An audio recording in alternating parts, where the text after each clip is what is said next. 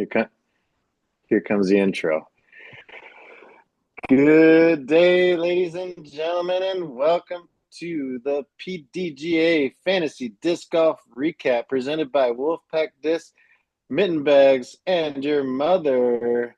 Here's your host, Brian Papa Wolf Frawley. Well, Zach, at least he said my name right this time. And he gave us sponsors. That's always a good thing. But Zach can be the host and we'll just sit around here and talk. Hey, Here. it's been a fun and exciting 2 weeks in disc golf. We played on one side of the ocean, we played on another side of the ocean, then we're going back next week, which is always interesting for us as fans. I will be open and honest and say that I did not see as much of the European action as I wanted to. I had this guy named Dick at my house. We were partying. We were playing frisbees and definitely being Playing. well behaved the Yes. whole time. And there was not a delicious pork loin made or an event run on Monday, which I kind of remember being there. But this past weekend, I did take some time to sit down and watch, put my feet up, watch a really long course. And Zach, I have one question for you. Oh no. Is that the best course to watch live, do you think? It's it's definitely nice. It's really clear to watch. A lot like there's some pretty good iconic holes. The 4 round thing was a little long for me, just like event wise. Yeah. But it's a beautiful course. 18 definitely has swingable moments. I'm sure we'll talk about that more. Yep. Left some drama for us in this event, and I think that might give us more nostalgia for the course more than maybe it deserves. But I do think it's a nice course to watch. I didn't hate. I'm never like, oh man, I gotta watch this course. I'm like, hey, I get to watch some good, clean, clear disc golf for the weekend. And after the last event, we talked about, having some problem with lines. It was nice to enjoy a course that it was easy to track. Enjoy that this weekend. Richard, any caveat to that? Anything to add?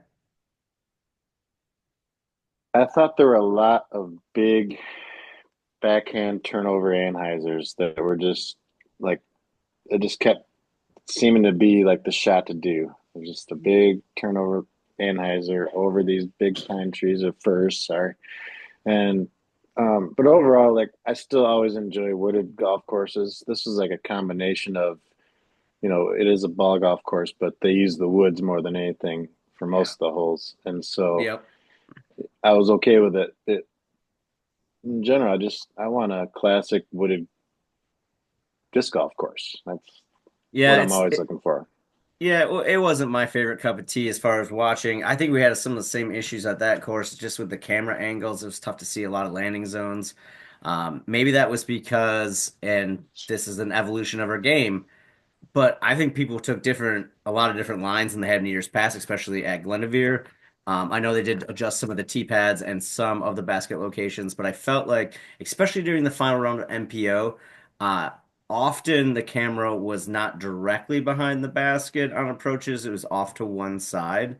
And I think if three went forehand and one went backhand, maybe you didn't get to see the best backhand landing, which I get. I'm not a producer. I understand they were in the best areas. But why I asked that live coverage is because everyone that was on coverage, including Big Germ, talked about the crowd and how many people were there. I think it was really cool to see that. I know we see crowds in other locations, but when I think of crowds, I think of places like the Preserve and Deglow, where you just get thick, and Yeah. and it was good to see thickness, I thought. Reserve Yeah, gets Okay. even very on crazy to hole film. yeah, on hole one, even just like watching them tee off and you're looking off to the left hand side of the fairway, there's, at least five people deep, like for a good, Yeah. 100 yards. And then obviously they just kept getting bigger and bigger as the day went on because there's collected people that are already out on the course. So yeah, it's good. Portland showed out for the tournament there, and they definitely you know showed that they are one of the hubs of disc golf in America right now. Yeah, for sure. While we are high on the Northwest, let's not forget our fun in Europe, and we should go right over to Zach's score from last week. Let's share screens, folks, and look at this beaut. 13-0 last week over at Konopište. Beautiful lineup with the Totally winner ignore the among. one under it. Yeah. Oh, oh. thanks for bringing that to attention because I didn't know if Richard could see it on his tiny little phone. Richard, Zach went 13 and 0 on at Konopište, followed it up with an 0 and 13 at the Northwest Disc Golf I did Championship. Um, 100%. Did I do like basically the same thing though? I think I got like Yeah, third you place and like flipped. third to the last. Yeah, you were well, like that's a 11 and 2 and then 2 and 11 or something, I think like Yeah. that. yep. You, Richard, your last 3 weeks are 1 and 12, There you 11 and go. 2, 2 and 11. The Uh, European the European fanatics over here, me Dick and and I, Zacho. we but drafted for Europe apparently. but Yeah. Richard, let's give the 5 people that watch this a moment of honesty, Richard. Did you not know that Northwest was 4 days and you did not set your lineup on time? The only thing I would have changed would I would have started Sophie over Nat. That's it. Okay, so at least you're honest and let No, the world I'm know. all in on Europe. And we're Okay, going well back, so I'm not dropping anybody for that. we have the Al Open coming up next week, which should be interesting. But while we have this screen share, just real quick, um, I have 10 losses for the season. Zach lost more times last week. Right. Oh This week, wait, not last and week. This week. sorry, this week and Richard. Yeah. So Yeah. Yeah. uh, just letting you boys know that. Hey, am I still in the playoffs? I don't know if there are playoffs in fantasy disc golf. In fact, we should really look into this since We we should haven't. we should make some up if anything, like top eight or something. Get in. Well, we have 7 in our league. I think top 6 would be the correct with the number 1 and number 2 seed getting a bye personally, Yeah, or I'm fine with 7 that. with a 1 and a get bye. But there's no Yeah. one else on this call, so we can pretty much do whatever No. we want right now, which is the high. Wait, there's just the 3 of us. We should establish what the payout is. You get it all. Good GG. I love it. I I think love it. Good, good. seventh place gets about 30% of it. And wherever Zach is gets 30%, and I'll take 40. Done. Yeah. You can just give me 10% for participation. There you go. Give me my money Fair. back. Fair. With last week in Europe, this week in America, and Europe again next week, I imagine we'll see a lot of changes, at least to the rosters of the 6 people that actually play this league still. But Zach, I assume not a big change next week for L Open for you? No, I'll pick up a couple. I have to pick up two Europeans for that one. I already have them listed off to the side. I had a really good team for the previous event. And in fact, I mentioned this last time in our private chat that it's the only event this year that scored 2,000 points as the winner, even though it was a 3-day event. And I don't really know why. I didn't think the scores were like negative 50, but like Right. people were Maybe scoring, I guess. no Uh, bogeys, maybe. I don't know. Yeah, I mean, yeah, my cards definitely played clean. That was for sure. I'm interested to see if that is a trend that will be common in Europe, if those will be higher scores. Although, to be 100% honest, it doesn't matter because I think if you went by points, I'm in seventh place in the league, but my record is dog water, so points don't matter, which is, What's dog which water? What is dog water? Can you explain that I it's, more? don't know. it's yucky. You don't want dog water. Uh, which makes my drafting strategy, not like reflecting back on that, just totally not worth it. Because I was drafting for point averages and like predicting some things, and I made some mistakes too. But I'm like sitting here talking about points, and then it's record based. It has nothing to do with points at all. And so now my whole system is designed not to necessarily do well. Like I'm seventh in points, but I'm losing by a billion. And like, hey, I took 12th, but I lost by 100 points to the leader. Yep, you still took 12th. Like, sucks to suck. So, yeah, definitely if we do this again next year, the strategy will have to change because points, or we have to change the scoring method for my strategy to be more relevant. Oh, we're definitely doing this again next year. It's just a matter of if we're going to record every week if we do this again next year. But our commitment through 9 weeks isn't bad. We've only skipped one-ish week, kind of, but we're making up for Konopište right now. So, moving on after L Open, if off the top of my head, what's next? Let's see. We've Zach, got Preserve, so everyone's traveling from the West Coast to the Central, if you will, and then Yep. the Discmania Challenge by TrueBank. And then we go back to Europe, which is going to be interesting as far as the people that are still actively playing this league. Yeah. There's going to be a lot of changes over the next couple of weeks. But let's talk about some of the storylines Yeah. from disc golf in general from the Disc Golf Pro Tour this week. So, um, I I knew my strategy going into this league, Zach. I know that you had a strategy too, but I had a really important strategy, and Yeah. that was to get the best scoring FPO in the league. Uh, Colin Hanley. Holland Hanley. It arguably right now she is maybe the best player in fantasy disc golf. Let's take that further. I think she's the best woman in disc golf right now. Okay. I don't think this is.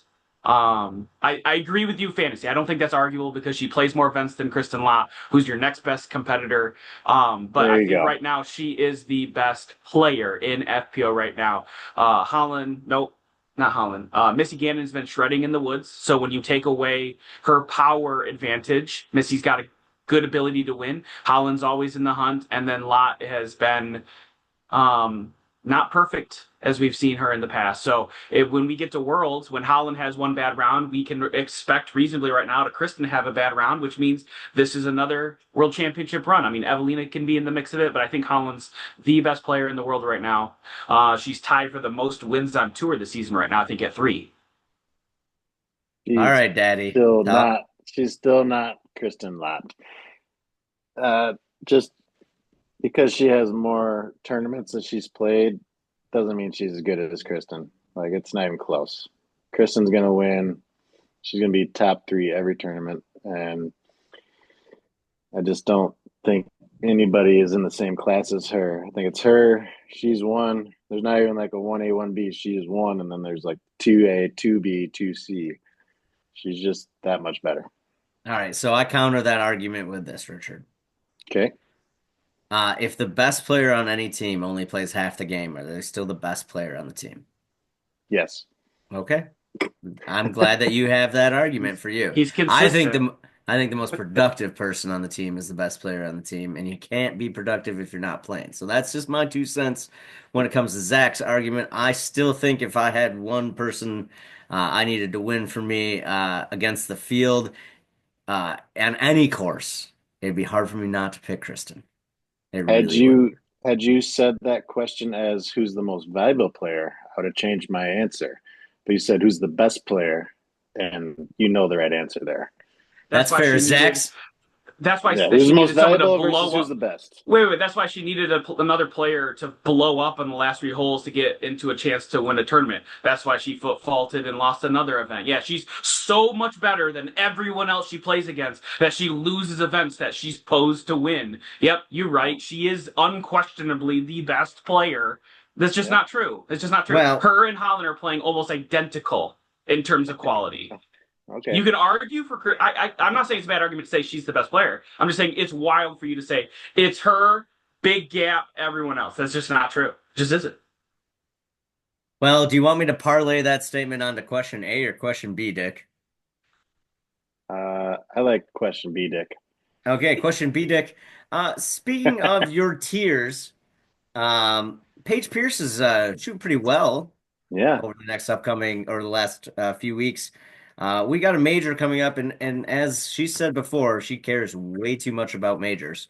She does. Um, she's chasing that number 17, I believe, Maybe across 18. all of it. Maybe 18 now. I'm not sure. You'd have to check me, Statmando, or someone. But do you think Paige is a world title or challenger this year, contender, if you will, at Europe? Where last time she was in Europe, she had an unfortunate issue coming back. So I don't know what you're talking about. she snapped her ankle in multiple I spots know, I know. on a bridge, Um, Richard. I think she is a contender.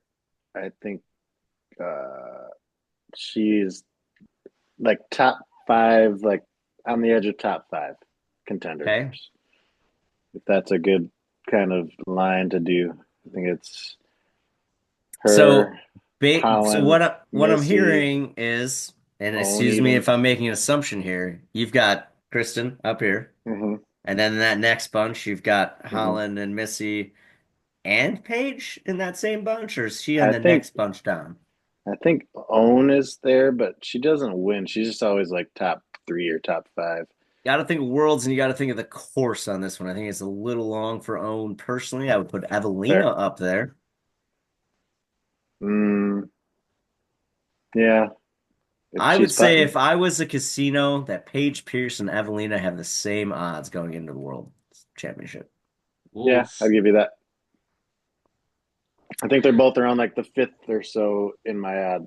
If I was going to make odds, I'd put about 5. Fair. Zach, I see those numbers crunching in your head. Thoughts on that statement? Yeah, it's close because I think your favorites are Holland Hanley, Kristen Lott. I, in my mind, I'm trying to think of the course. I don't know it super well. I think Missy, it's a little long for Missy long term. If she stays clean and Holland and Lott get into OB trouble at all, she can be there to strike. But she has to play Nate Sexton, USDGC kind of golf. No mistakes, play clean. She'll be in the hunt. But like Evelina has the skill set to blow it up, to like just Yeah. stay there with her power, especially if her putting stays tight. And she doesn't have to make 20-foot comeback putts. If all her putts go in or stay by the basket, she'll be in the hunt. I think Paige's skill set's coming back, but she's wavy right now. Sometimes she's like, oh my God, vintage Paige. She's crushing it. She's Hmm. like putting on good lines. Her putting's there. And then you see 6 holes later and she's like, oh, par, par, bogey, par, par. And it's like, oh, she isn't quite all the way there, vintage Paige. She just has really good stretches that keeps her close in that conversation. But I mean, and so I don't think she'll win, but like contender, sure. Like if she somehow just keeps it all together 4 rounds and goes in the last day, anything can happen on the last day, right? But yeah, I think she's that tier below that second group, that Missy Evelina group. I think she's underneath that one in terms of contending. I have one more woman, and that is Silva. Silva Saarinen. Agree. Yeah. She is underrated still, and I she don't keeps think I getting. don't think she's underrated. I would put her at 6 or 7, depending on what argument you're having, and that's where she is. And you can't put her higher. Why is that? Why? Because she hasn't won it. Yeah, she can't finish. Because of Can't. Kristen. Well, it How doesn't many how matter. many times she just got in second place to Kristen? Wait. It I doesn't mean, but matter. You can't say the Calvin's a top 5 second, player all time because he's never won a major. No, definitely not. correct. But if you look at his money, he is. So there's that argument. But we cannot miss the secret little Easter egg that Zach put in there. Zach made a reference to one Mr. Nate Sexton, and he's in the 40 and older club, and I'm in that club. And he played his first Disc Golf Pro Tour event of the year, and he came in the top 10. Let's give claps to Nate Sexton, everyone. Nate Sexton. He's never going to see this, but we appreciate you, Silver Foxes out Oh there. no, We I'll appreciate you, be Gray sure to tag Bushes. him. Yeah, you can Tag tag him. him. Lots of You gray can bush out you there. can you can timestamp it too.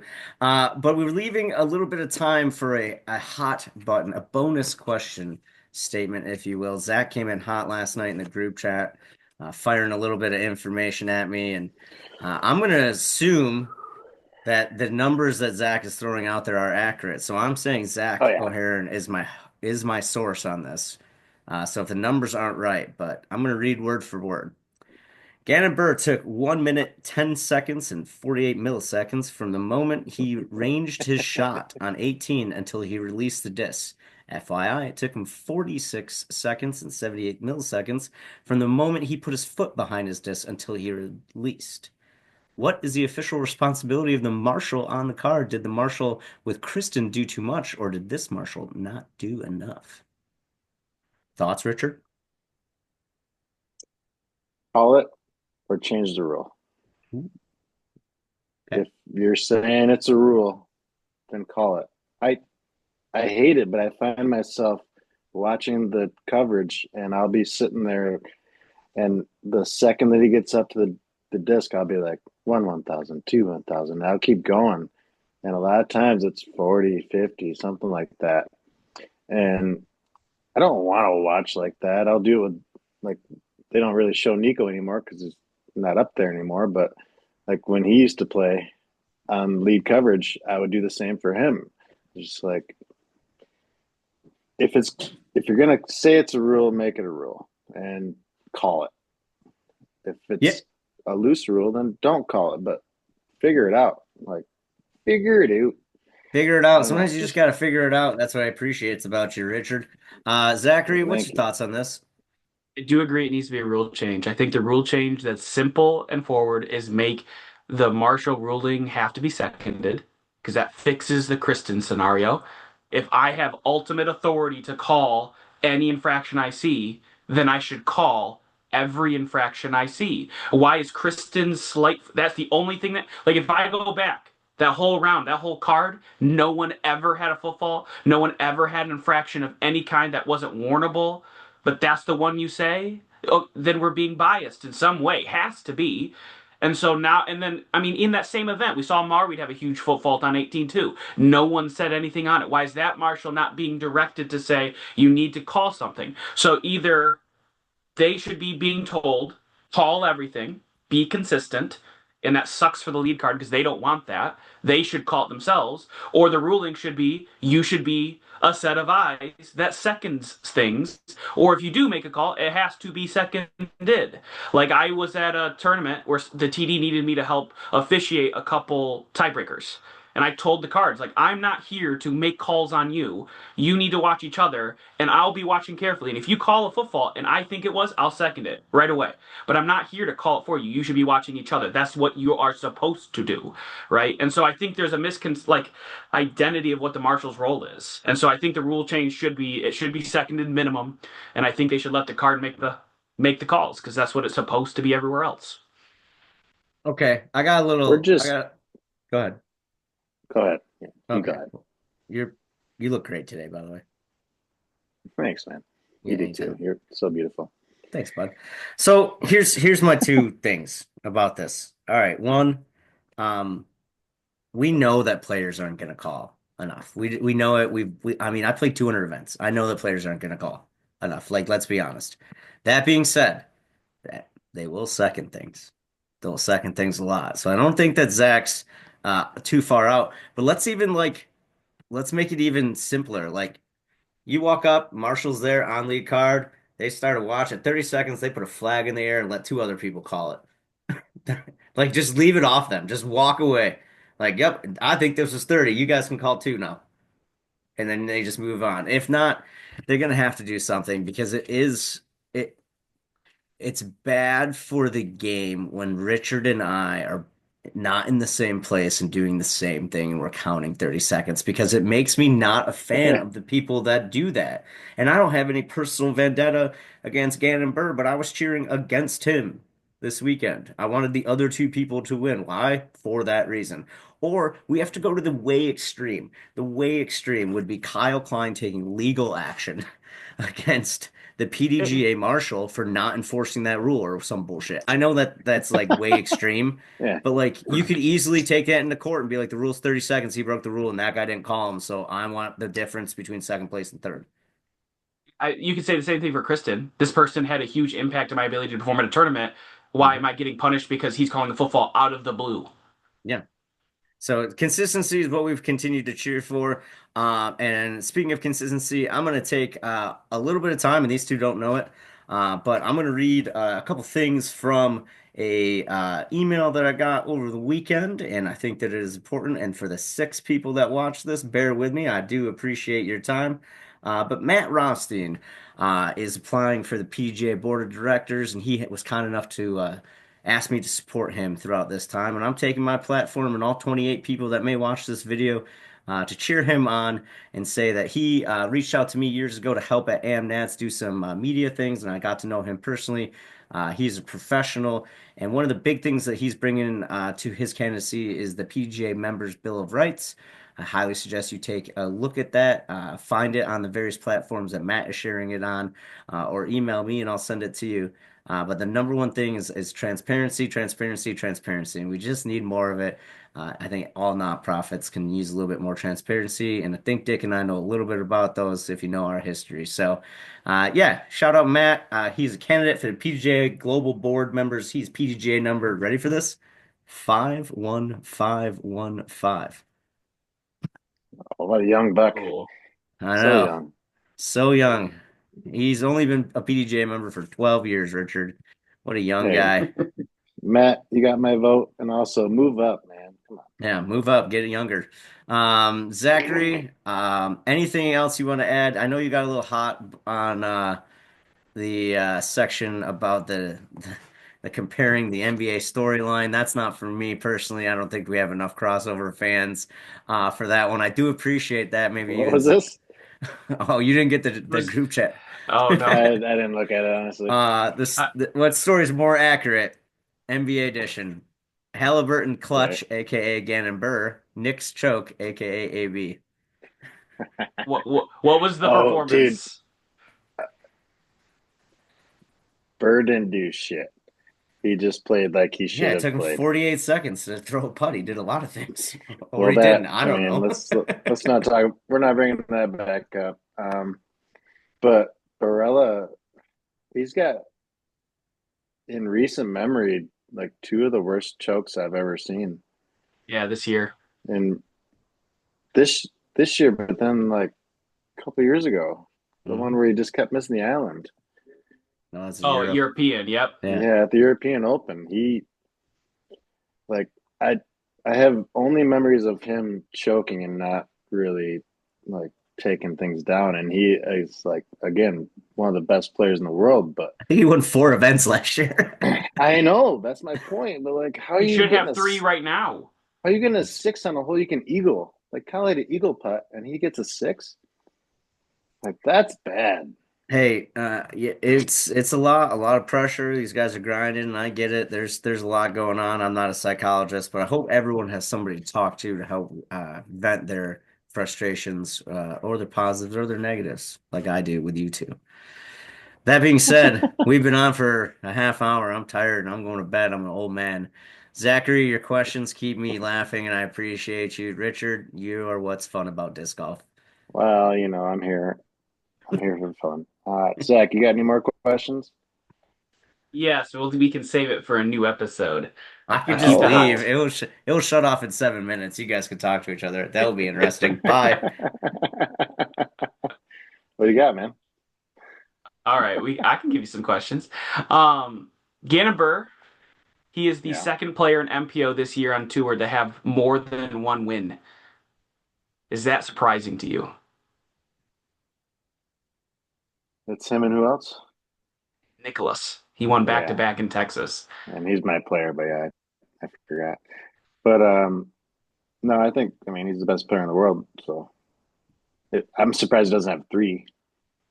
Yeah, I mean he's He's struggled a probably little been bit very this year. close, if I recall. Yeah, like I think he could have had three or four probably. All right, one But more because we're not going to steal the show for forever. All right, so uh, this year, right, we've gone from a traditional kind of all-American tour and a separate all-European tour where players may jump over for a little bit and come back, but the focus is to stay in one or the other. But this is our first year we're going to see an American kind of dominant, and then it goes to a European dominant part of the tour.